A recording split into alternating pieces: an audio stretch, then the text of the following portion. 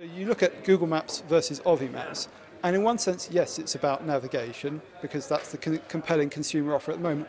But look a few years down the road, everyone's getting navigation for free.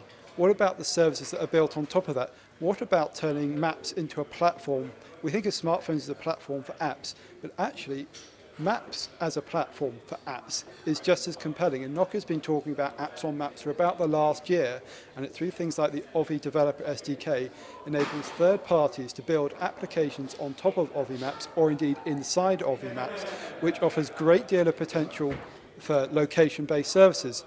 Now, one big thing about this announcement, of course, Nokia is saying goodbye to a whole bunch of revenue from navigation, but that revenue looks like nothing next to location-based services as a whole, and they're opening it up as an open platform to third parties.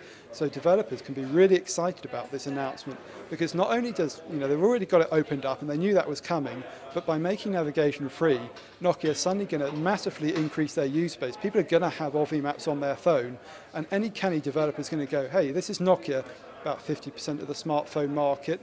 The Ovi Maps is pre-installed. So if I target this one Ovi Maps base, I will be getting 50% potentially of the location-based services.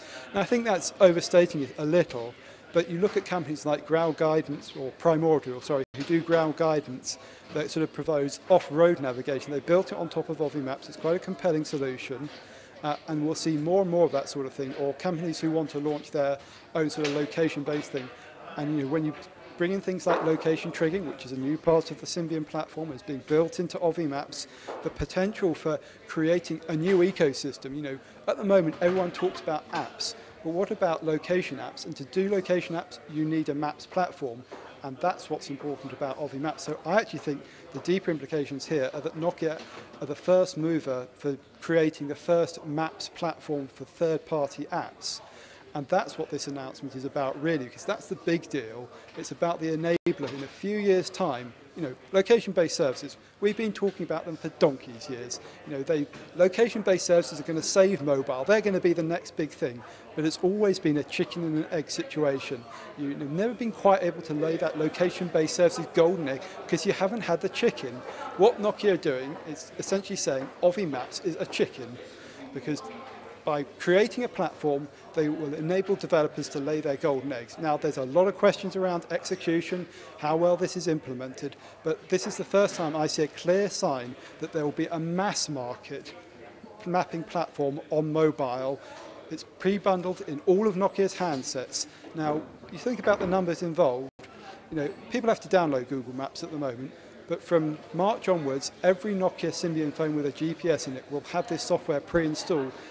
In 12 months, that's going to be around 80 million handsets. Take that on another year, it's probably another 100 million, and so on, and so on. And you very quickly build up a significant user base, and that, I think, is the important strategic implication of the announcement today. Is it good news for Symbian? Yes, I think Symbian can use this as a case study to say, look, we're a horizontal platform. We run across multiple devices, from the 5230 at £100 to the N97 Mini at £450. Nokia are announcing it for 10 devices. In a couple of months' time, that'll be up to 30 devices. Nokia's advantage in using Symbian is they can roll out a service like this almost overnight. The timescales we're talking about here are unprecedented in mobile for rolling out a new service. You can reach, their tens of millions of Symbian users very, very quickly. And so that's the advantage that Symbian gives Nokia, and it's what they talked about at Capital Markets Day late last year. Symbian, yes, it's about the hardware, it lets them do cheap smartphones, but it also lets them roll out services very quickly, not just to new handsets, but also to old ones, and it's a single code base, relatively speaking. And compared to someone like Google, who are doing it with Google Maps for mobile, they have to recreate Google Maps mobile for every platform.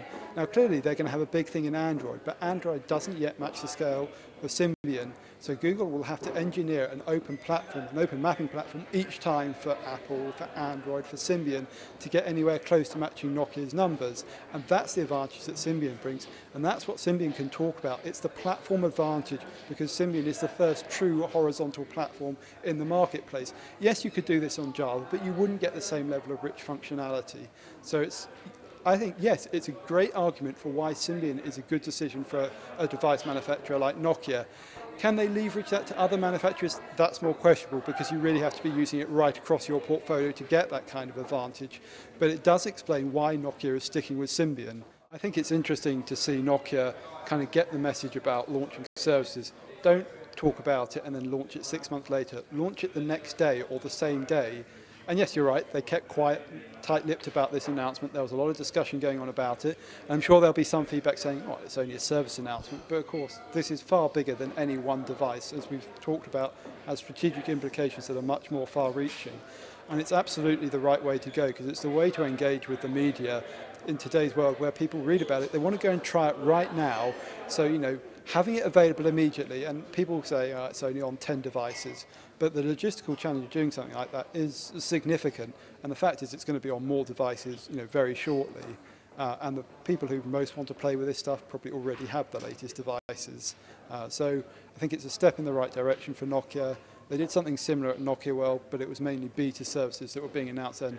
This is the first big sort of consumer proposition that has been launched like this, and I for one would like to see more of it. So yes, Ewan used this great phrase, the democratization of navigation, and it's exactly what it's about. Just as a mobile phone brought democratization of, communication, SMS and calls, and just as everyone now has a camera because they've got a phone with them all the time, everyone, or at least all the Nokia Symbian owners, now have navigation with them anytime. And previously GPS navigation has been all about car navigation. That's why people buy TomToms. But actually the pedestrian navigation functionality within Ovi Maps is, I think, just as important.